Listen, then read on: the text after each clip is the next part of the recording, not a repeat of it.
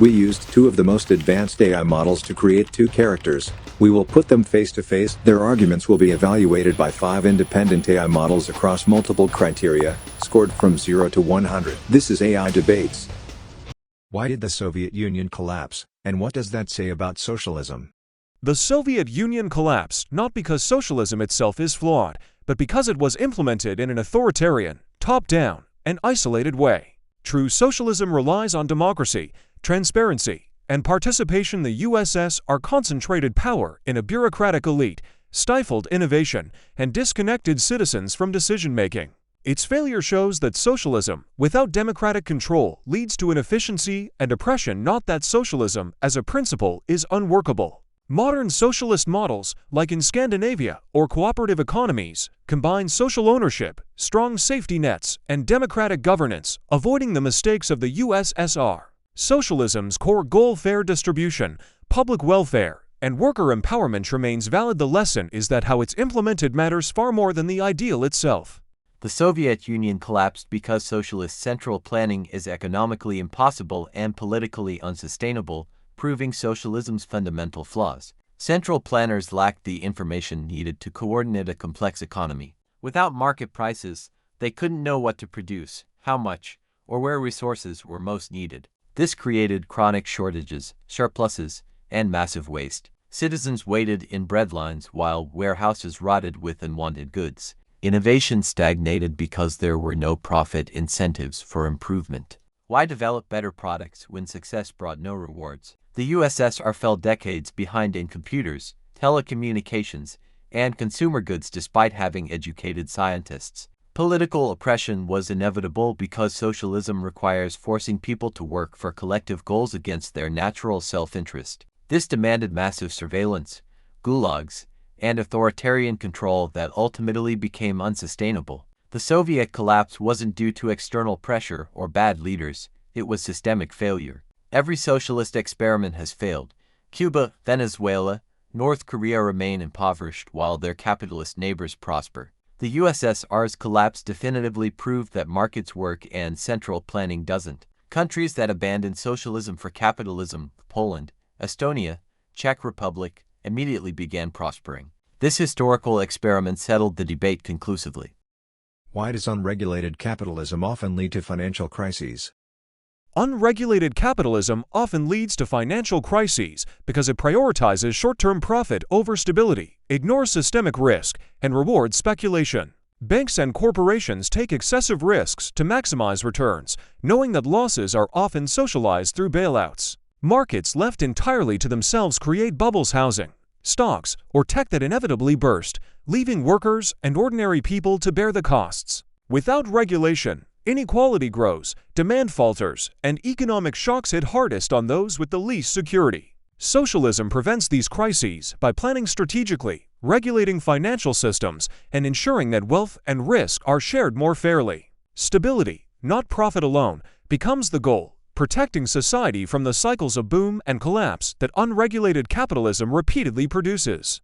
Financial crises actually stem from government interference, not free markets. Truly unregulated capitalism would prevent most crises through natural market discipline. The 2008 crisis resulted from government-sponsored entities Fannie Mae, Freddie Mac artificially inflating housing demand, Federal Reserve keeping interest rates artificially low, and government mandating loans to unqualified borrowers. Banks took excessive risks because they expected taxpayer bailouts, and got them. In genuine free markets, failing banks would simply fail, teaching harsh lessons about risk management. Instead, government bailouts create moral hazard, privatizing profits while socializing losses encourages reckless behavior. The Great Depression was worsened by Federal Reserve monetary contraction and government intervention that prevented natural recovery. Countries with less intervention recovered faster. Boom-bust cycles are often created by central bank manipulation of interest rates and money supply, not market forces.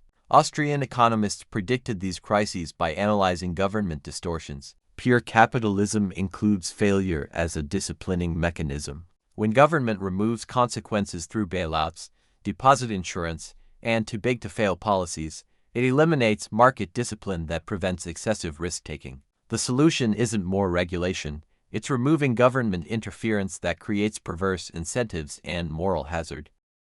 Which modern country best represents your ideology?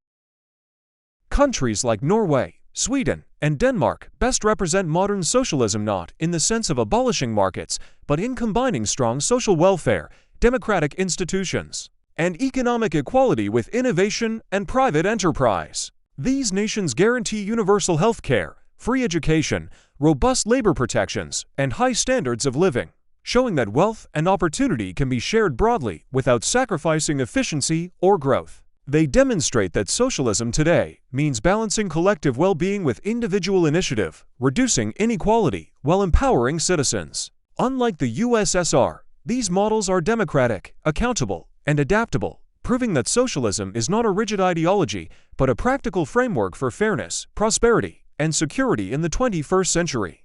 No modern country perfectly represents pure capitalism, but several come closest to the ideal with impressive results. Singapore exemplifies many capitalist principles: minimal business regulations, low taxes, strong property rights, and free trade. It transformed from developing to developed status in decades, achieving high prosperity with limited natural resources. Switzerland combines economic freedom with political stability.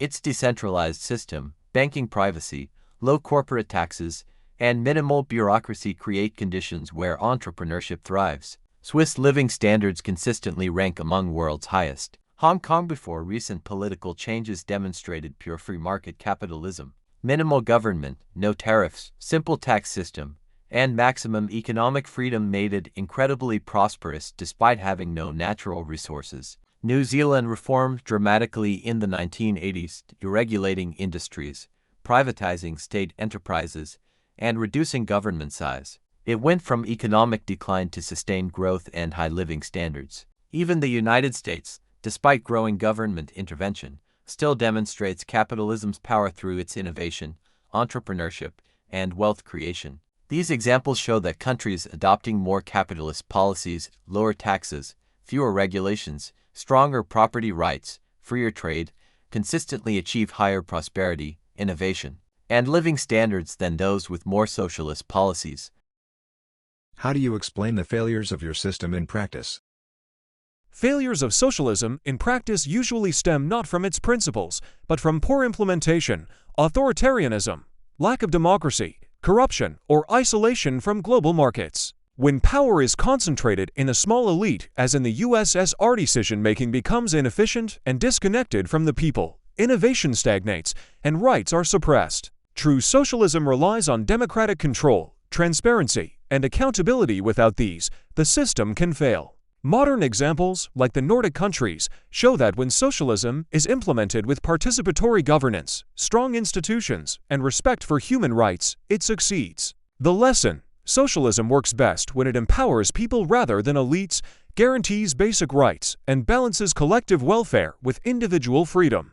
The alleged failures of capitalism are actually failures of government intervention in markets, not free market capitalism itself. Most problems blamed on capitalism, a financial crises, monopolies, worker exploitation, environmental damage, result from government distortions, regulations that favor incumbents, or lack of proper property rights enforcement. Take monopolies, they rarely persist in truly free markets because competitors can always enter. Lasting monopolies usually result from government-granted privileges, patents, regulations that prevent competition, or crony capitalism where businesses buy political protection. Environmental problems often stem from unclear property rights. When no one owns resources like air or water, they get overused. Private ownership creates incentives for conservation. Forest companies replant trees. Private parks maintain wildlife better than government ones. Financial crises follow government intervention. Artificially low interest rates, bailout guarantees, mandated lending practices. Pure capitalism would let bad banks fail, preventing moral hazard. Worker exploitation was worse during early industrialization when capitalism was mixed with feudal remnants and government-enforced class systems. As markets became freer, working conditions improved dramatically. True capitalism hasn't been fully tried. Every capitalist country has massive government intervention. The failures attributed to capitalism are actually arguments for more economic freedom, not less.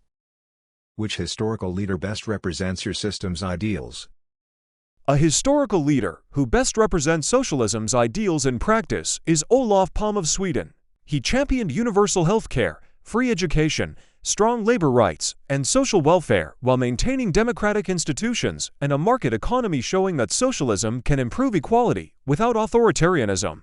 Unlike leaders who concentrated power or suppressed freedoms, Palme combined social justice with democratic governance, international solidarity, and respect for individual rights. His policies reduced poverty, promoted worker participation, and ensured that wealth served the many, not just a privileged few. Leaders like him demonstrate that socialism is about fairness, dignity, and collective well-being, implemented through democracy and accountability rather than coercion or centralized dictatorship.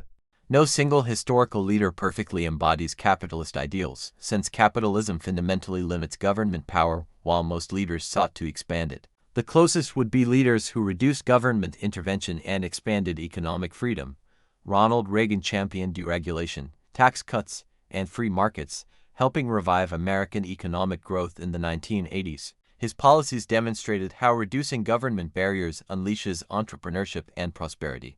Margaret Thatcher transformed Britain by privatizing state industries, reducing union power, and cutting regulations. Her reforms ended Britain's economic decline and restored growth through market mechanisms. Calvin Coolidge presided over the Roaring Twenties prosperity by keeping government small, taxes low, and regulations minimal. He believed the business of America is business and let markets drive unprecedented economic expansion. However, capitalism's true leaders aren't politicians but entrepreneurs and innovators.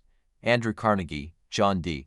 Rockefeller, Henry Ford, Steve Jobs, and Bill Gates. They created wealth, jobs, and innovations that improved millions of lives through voluntary exchange, not political power. Capitalism's genius is that it doesn't require great leaders. It harnesses ordinary people's self-interest for social benefit through market mechanisms that work regardless of who holds political office.